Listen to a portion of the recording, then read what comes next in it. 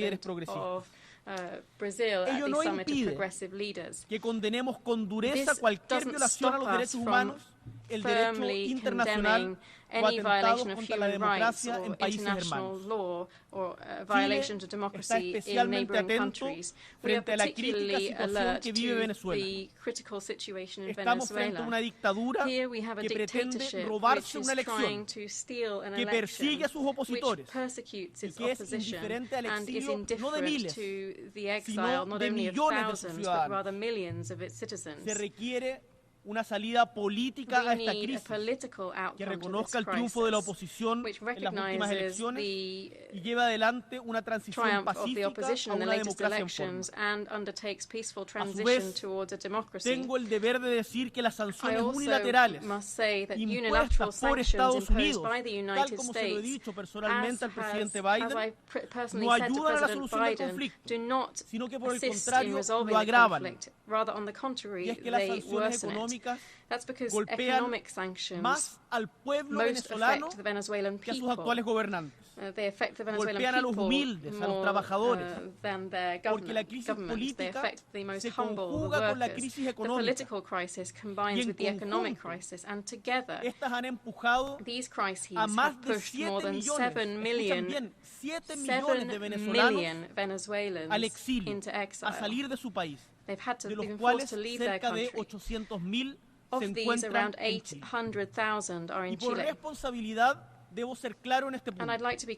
Chile no está en condiciones de recibir más migración. Autoridades de Estados Unidos les llamo a levantar las sanciones económicas que en el sur sabemos solo causan más pobreza en los pueblos y no en los dictadores.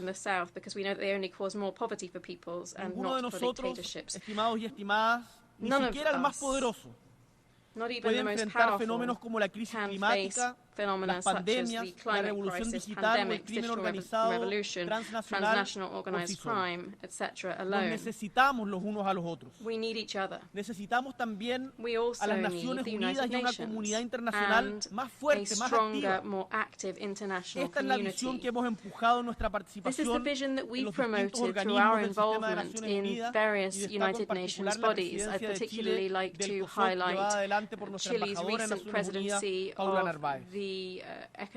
Hablo también por todos y todas mis compatriotas al señalar ante esta asamblea nuestra preocupación y ocupación por el incremento de la delincuencia organizada transnacional y sus efectos devastadores para la seguridad y el desarrollo de los países, así como para la democracia y la vida de los pueblos. Es fundamental que nuestros gobiernos actúen coordinadamente y articulen políticas públicas, estrategias y capacidad operativa que ayuden a frenar los delitos financieros, de narcotráfico, de trata de personas y de trata de armas que afectan a nuestros países. Y es que la seguridad es hoy la principal preocupación de la mayoría de nuestra gente en Chile, nuestro país, y también en América Latina. Y los estados no pueden rendirse ni naturalizar jamás la violencia y el crimen organizado. Firmes contra la delincuencia, firmes contra la corrupción, incansables en la construcción de comunidad y cohesión social en nuestras sociedades. Chile también está comprometido con el desarrollo de regulaciones para encauzar el avance de la inteligencia artificial en forma ética, transparente y responsable, que respete los derechos humanos, proteja los datos personales y promueva la integridad de la información y su uso en la era digital. Hoy, y seguramente muchos de ustedes tienen aplicaciones de inteligencia celular, de inteligencia artificial en sus teléfonos. La inteligencia artificial reproduce prejuicios y estereotipos, producto del refuerzo de los sesgos existentes en las bases de datos con que son entrenadas. ¿Vamos a confiar acaso en que estas grandes empresas se autorregulen? La historia nos enseña que eso no funciona. La comunidad internacional debe velar porque los más débiles que están siendo excluidos de este nuevo mundo de información puedan ser parte. Si no tomamos acciones ahora, como por ejemplo exigir la trazabilidad de los algoritmos, auditorías de datos e intervenciones humanas correctivas, podríamos en pocos años asistir a un nuevo tipo de exterminio, el exterminio digital de culturas no hegemónicas, perdiendo con ello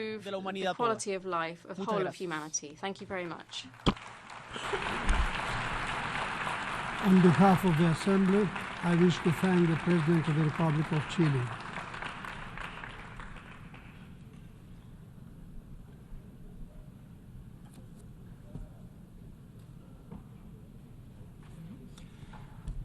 The Assembly will hear an address by His Excellency Edgar Rinkevich, President of the Republic of Latvia. I request protocol to escort His Excellency and invite him to address the Assembly.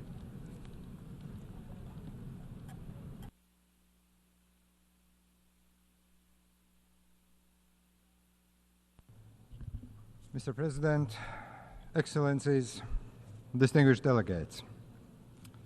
First of all, I wish to congratulate His Excellency Philemon Yang of Cameroon on assuming the post of President of the General Assembly. I assure you of Latvia's full cooperation along the way. This year's debate is of utmost importance. It focuses on today's interlinked global challenges. It emphasizes the need for a comprehensive approach that is firmly rooted in the United Nations Charter. Allow me to highlight a few points. The future of the multilateral system and rules-based order is in all our hands. We shall not allow selective application or disregard of global norms. The alternative is a terrifying world where force prevails and law perishes. It is already the third year of Russia's unprovoked, full-scale war of aggression against Ukraine. Russia is still testing the global community's resilience and commitment to the rules-based order. This war gravely affects the stability of the region and beyond. It has far-reaching consequences for the principles that uphold sovereignty, territorial integrity, and international law. We must ensure that the global order remains resilient in the face of aggression, especially when the aggressor is a nuclear weapon state and a permanent member of the United Nations Security Council. Russia tries to tear down what has been built by all of us. Russia tries to rearrange the international system that only benefit aggressors. Having endured 50 years of Soviet occupation, Latvia deeply understands the value of freedom and independence, as do many other countries represented in this room. Latvia stands by Ukraine. We continue to call for an immediate and unconditional withdrawal of all Russian troops and military equipment from the entire territory of Ukraine. There can be no compromise regarding Ukraine's sovereignty and territorial integrity. Russia's unprovoked attack has widespread consequences beyond Ukraine's borders. It impacts global food security, nuclear safety, and humanitarian situation. Ladies and gentlemen, access to food is a human right. Hunger must never be used as a political tool. Latvia stands in solidarity with countries most affected by food crisis. Latvia has supported grain initiatives and released fertilizer cargoes. We implement partnerships for safe and responsible food production in Africa and Central Asia. Children's rights are human rights. Forcible deportations and illegal adoptions of Ukrainian children to Russia are of serious concern. We call on the United Nations to take a more active stand on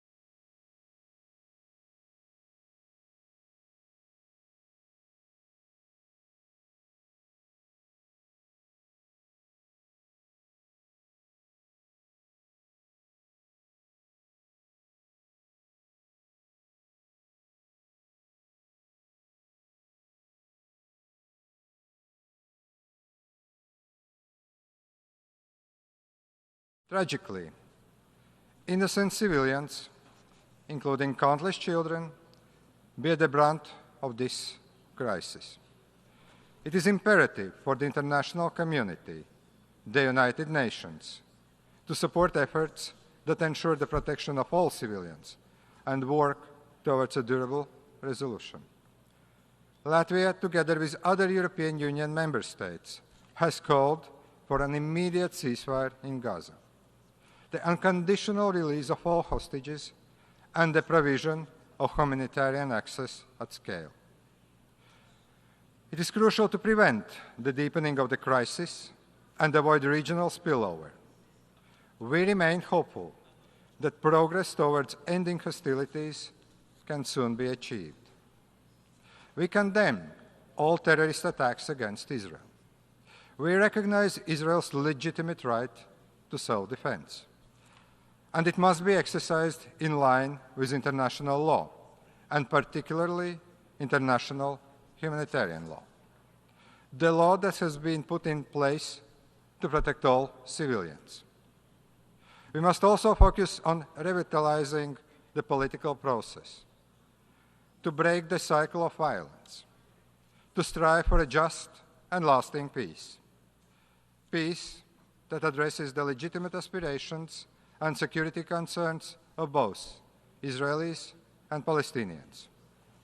The ongoing escalation reinforces the necessity of pursuing a two-state solution in accordance with international parameters. Mr. President, the United Nations is a place where no country's voice can be dimmed by more resourceful powers. The United Nations' commitment to principles of peace and security, justice and human rights empowers us to address challenges that otherwise cannot be tackled alone. Acting in solidarity for sustainable and inclusive development is more acute than ever before. The Summit of the Future has demonstrated our renewed commitment to sustainable development goals. It accelerates the efforts to eradicate poverty, reduce inequalities, and ensure environmental sustainability. The right path towards progress and achieving sustainable development goals is to advance in innovation, science-based and environmentally friendly economy, to enhance the quality of education and strengthen governance, to engage with women, youth, and non-governmental sector on these matters. Latvia has already progressed towards achieving 63% of the set targets. We are also helping those most in need. Latvia's development cooperation policy has become more global and more tangible, increasing year by year. There can be no sustainable development without peace and consistent global action on climate change. The ongoing conflicts and crises around the world aggravate the effects of climate change. We strongly believe that the United Nations Security Council must address climate change as an existing risk for global peace and security. Small island developing states are at the forefront of global environmental crisis. Latvia welcomes the recent advisory opinion of the International Tribunal for the Law of the Sea. We closely follow the International Law Commission's deliberations aimed at clarifying the impact of sea level rise on statehood. Latvia has meaningful experience in building resilience against disinformation and promoting media literacy. We support an online environment that is free and open, but also safe and secure. The rising capabilities of artificial intelligence provide a lot of opportunities for growth and development. However, misuse of these capabilities is a concern. Latvia also remains increasingly engaged in peacebuilding and prevention, but in words and in deeds. That includes continuous voluntary financial support and participation in United Nations peacekeeping missions, as well as support to women, peace and security agenda. Distinguished delegates, the United Nations is not without its flaws. Its potential to prevent aggression or resolve conflicts has frequently been questioned. We must acknowledge the shortcomings and effectively address them. Latvia strongly supports revitalization of the United Nations system and reform of the United Nations Security Council. The number of permanent members of the Security Council must be expanded. It must be expanded to make it more effective, inclusive, and accountable. It must be expanded to elevate the voice of underrepresented regions. It is high time for Africa to have permanent presence at the Security Council table. Africa has been neglected for far too long, and that has to be changed. Also, the small island developing states deserve a non-permanent seat. Their voices must be heard, especially given the existential threats they are facing. The decision-making process should be revisited as well. No single state should have veto power in the United Nations Security Council, especially when it comes to conflicts the permanent members are involved themselves. This is the way to ensure that the permanent members of the Security Council uphold their responsibility to protect peace and security. Dear friends, the United Nations once used to be a beacon of hope for the people. Not anymore. We must change that. We must rebuild trust and common values. And we can do that only by working together. Latvia is fully prepared to shoulder its part of the responsibility. For the first time, Latvia is running for a non-permanent seat on the United Nations Security Council at the 2025 elections. We stand ready to re-energize this international body. Thank you. On behalf of the Assembly, I wish to thank the President of the Republic of Latvia.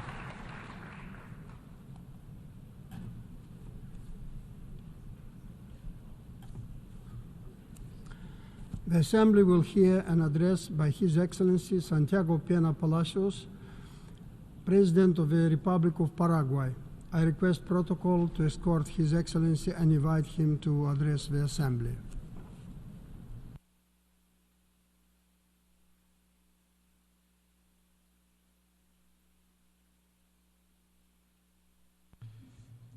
Señor Presidente de la Asamblea General, distinguidos jefes de Estado y de Gobierno, estimados ministros de Relaciones Exteriores, damas y caballeros.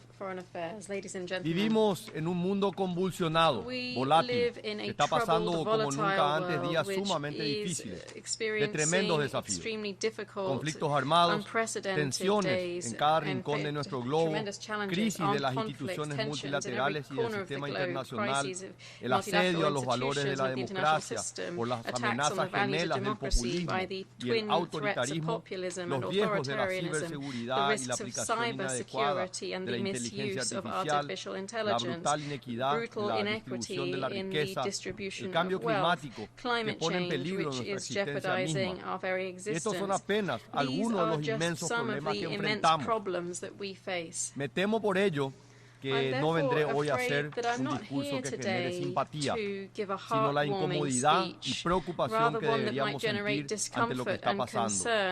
Creo que debemos ser sinceros y admitir que estamos fallando todos en la construcción de un mundo mejor. Pues bien, Si existe un lugar y un momento oportuno para discutir y proponer las decisiones cruciales que cambiarán el rumbo de nuestra humanidad, es en la Asamblea General de las Naciones Unidas. Y por la coyuntura delicada que vivimos, estamos obligados a hacerlo.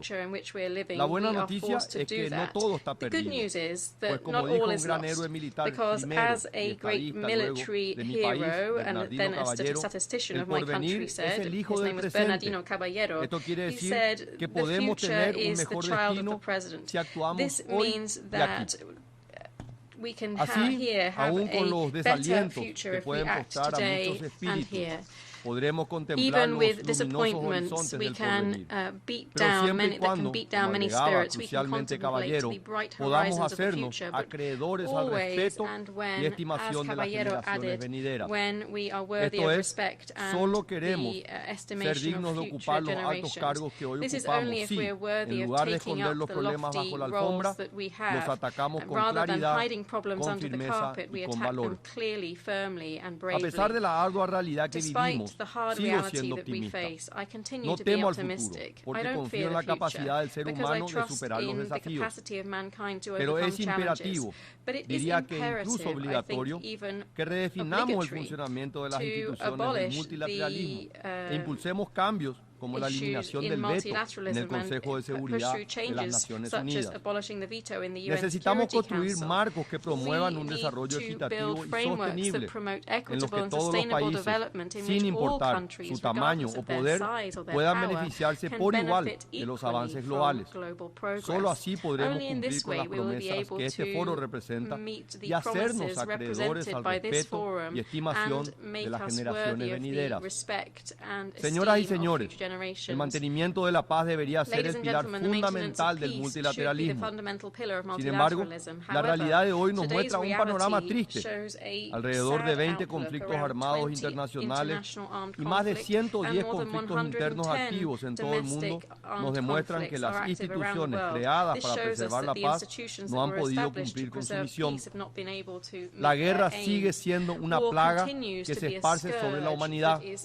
Este flagelo desgarra el tejido social, aniquilando comunidades y dejando un legado de sufrimiento incalculable. Cada vida perdida es un testimonio de nuestro fracaso colectivo para cumplir con las más básicas de nuestras responsabilidades: preservar la paz y proteger la dignidad humana. La historia de mi nación es un testimonio vivo de la crueldad y el inmenso sufrimiento de las guerras acarreadas. Con la guerra de la Triple Alianza, el Paraguay vivió una guerra de exterminio que adelantó tristemente a los genocidios del siglo XX.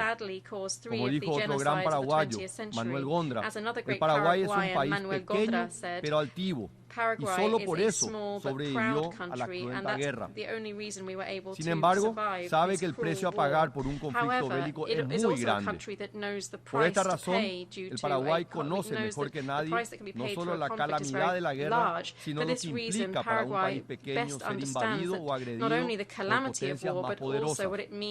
Es por ello que expresamos nuestra más sincera solidaridad con todas las víctimas de los conflictos armados, sean de índole interno o internacional. Reafirmamos nuestro compromiso firme y decidido con la resolución pacífica de las controversias y abogamos, sin excepción, por el no uso de la fuerza como vía para solucionar los desacuerdos entre naciones o pueblos. En este contexto, reiteramos nuestro firme apoyo a Ucrania, respaldando su soberanía e integridad territorial.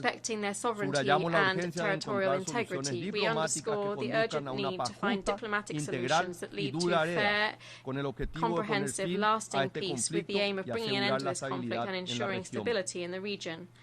Al igual que en el caso de Ucrania, creemos que los conflictos deben resolverse a través del diálogo y la diplomacia, siempre buscando soluciones que respeten los derechos fundamentales de todas las partes involucradas. Esta convicción también guía nuestra postura frente a la creciente crisis en el Medio Oriente.